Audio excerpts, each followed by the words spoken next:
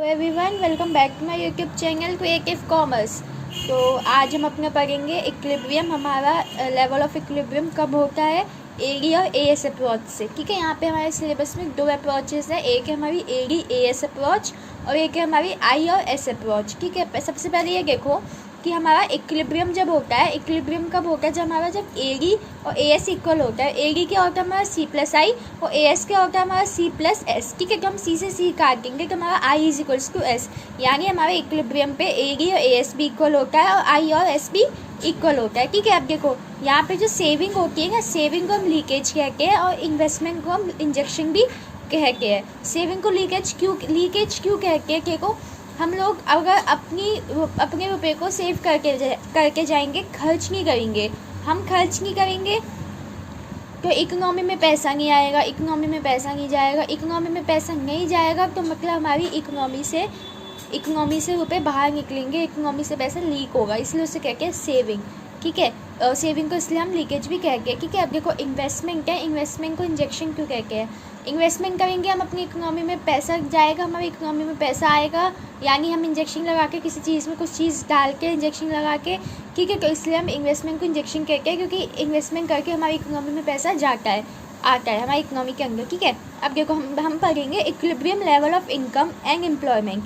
ठीक है, इसे हम इक्विलिब्रियम आउटपुट कह लो, या फिर इक्विलिब्रियम जीडीपी है, या फिर इक्विलिब्रियम इनकम, या फिर इक्विलिब्रियम एम्प्लॉयमेंट, कुछ भी कह सकते हो। हम पढ़ रहे हैं अपना एएस और एडी अप्रोच से। ठीक है, अब देखो it refers to that level of output where work producers intend to produce is exactly equal to what the buyer intends to buy। हमारी इक्विलिब्रियम कब होती है? जब हमारी एडी और एएस इक्वल होती है। एडी क्या होता है? हमारे बायर्स यानी हम सब जो नॉर्मल लोग होते हैं वो कितना बाय करना चाहते हैं। ठीक है, और एएस होता है कितना प्रोड्यूसर्स प्रोड्यूस करके है, ठीक है, उसे सेल करके, एग्रीगेट सप्लाई। ठीक है, तो एक ऐसा लेवल जहाँ पे हमारी एडी यानी जो हम बाय करना चाहते हैं और जो हमारे प्रोड्यूसर प्रोड्यूस करना चाहते हैं वो हमारा बिल्कुल इक्वल होता है, उससे हम कहते हैं उस पॉइंट पे हमारा होता है इक्विलिब्रियम। ठीक है, एएस होता है work producers plans to produce और एडी होता है work buyers plans to buy. ठीक है, अब देखो हमारा एक टर्म आता है short term equilibrium output and employment. इसका मतलब होता है हमारा मैक्रो इकोनॉमिक्स के अकॉर्डिंग जो हमारे केनिस थे उन्होंने ये डिफाइन किया था कि short run is defined as period of time during which level of output is determined by level of employment in the economy, यानी हमारी लेवल ऑफ आउटपुट कितना होगा ये हम डिटरमाइन करके लेवल ऑफ एम्प्लॉयमेंट से। यानी अगर हमारा आउटपुट इंक्रीज़ होगा तो हमारी एम्प्लॉयमेंट इंक्रीज़ होगी, यानी आउटपुट का मतलब हम जितना प्रोड्यूस करना चाह रहे हैं वो इंक्रीज़ होगा। ठीक है, हमारा आउटपुट इंक्रीज़ होगा तो हमारी एम्प्लॉयमेंट भी इंक्रीज़ होगी, क्योंकि जितना ज़्यादा आउटपुट करना है हमें प्रोड्यूस उतनी ज़्यादा हमें एम्प्लॉयमेंट चाहिए, इसीलिए। ठीक है, अगर कम होगा तो हमारी एम्प्लॉयमेंट भी कम होगी, तो इसी को हम शॉर्ट टर्म इक्विलिब्रियम कहते हैं, जहाँ पे हमारी आउटपुट और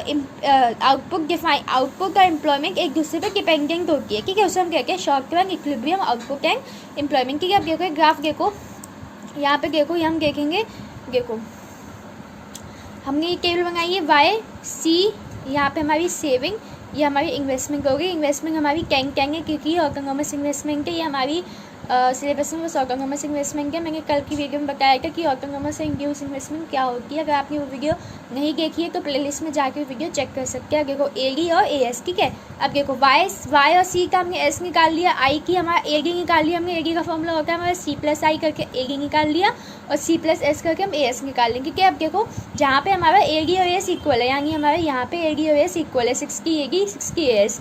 ठीक है, एडी और एस इक्वल है तो उस लेवल पे हम कहेंगे इक्विलिब्रियम लेवल ऑफ इनकम, वो हमारी इनकम का लेवल इक्विलिब्रियम होगा, यानी 60 इनकम पे हमारी इकोनॉमी को इक्विलिब्रियम मिल हुई है, जहाँ पे हमारा एडी और एस इक्वल आ रहा है। ठीक है, अगर किसी को ये नहीं पता कि वाई और सी से हम एस कैसे निकाल सकते हैं, फिर एडी एस कैसे निकाल सकते हैं, तो मैंने इन सब की वीडियो बनाई हुई है पहले, आप लोग वहाँ पे जाके प्लेलिस्ट में जाके चेक कर सकते हैं इन वीडियोस को, इसी चैप्टर की पुरानी वीडियोस में।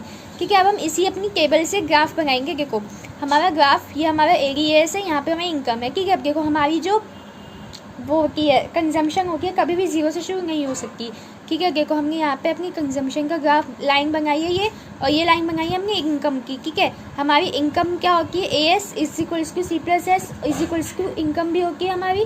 ठीक है। तो देखो AS का ग्राफ बनाया हमने 45 डिग्री पे बनता है ये, और हमने यहाँ से बनाया अपना AD का ग्राफ, यानी हमारी कंजम्पशन होती है हमारी AD में C+I होता है।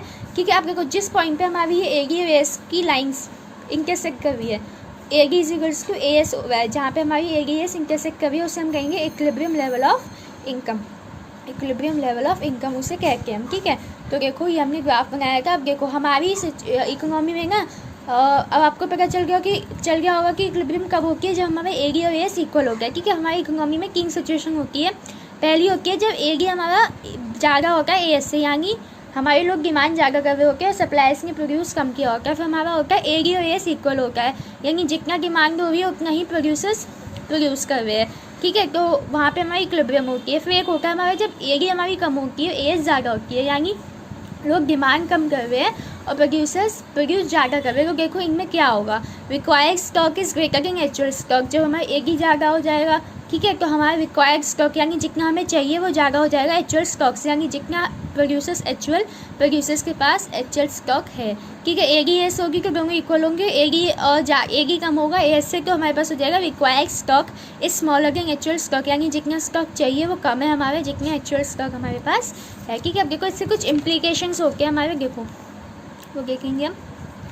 देखो सबसे पहले हम देखो केस 1 हमारा होता है जब AD हमारा ज़्यादा है AS से। ठीक है। यानी हमारी एग्रीगेट डिमांड एग्रीगेट सप्लाई से ज़्यादा है, तो हम क्या करेंगे, देखो मीनिंग क्या होती है इसकी, plan supply happens to be less than plan demand. यानी अगर हमारा AD ज़्यादा है AS कम है, तो यानी जो हमारी प्लान सप्लाई है वो कम है और प्लान डिमांड ज़्यादा है। ठीक है। इम्प्लीकेशंस क्या होगी इसकी, देखो पहली होगी हमारी producers will not have enough stock to fulfil existing demand. जब हमारा AD ज़्यादा है एग्रीगेट डिमांड ज़्यादा है, तो एक ऑफ कोर्स सी बात है कि प्रोड्यूसर्स के पास इतना स्टॉक नहीं होगा।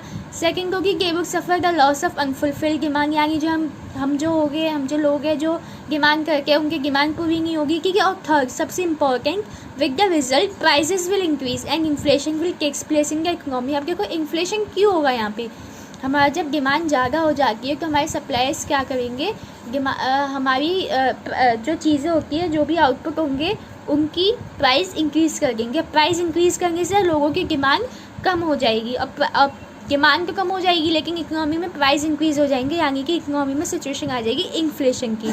ठीक है। ये हमारे इसके इम्प्लीकेशंस होते हैं जब AD ज़्यादा होता है AS से। ठीक है।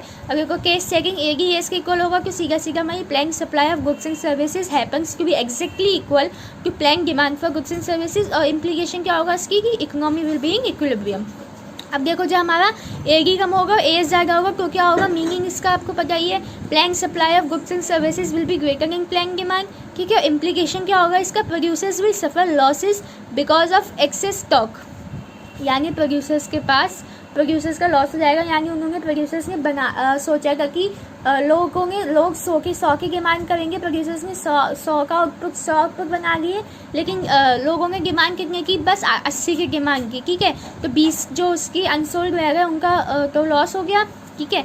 अब देखो अनसोल्ड स्टॉक हो जाएंगे। अब देखो he will decrease the plan supply. अब देखो जब हमारे पास इसके पास इकोनॉमी में डिमांड कम हो जाएगी तो फिर प्रोड्यूसर्स क्या करेंगे, अपनी जो प्लान सप्लाई होती है यानी जो सप्लाई करने का सोचते हैं उसे डिक्रीज़ कर देंगे।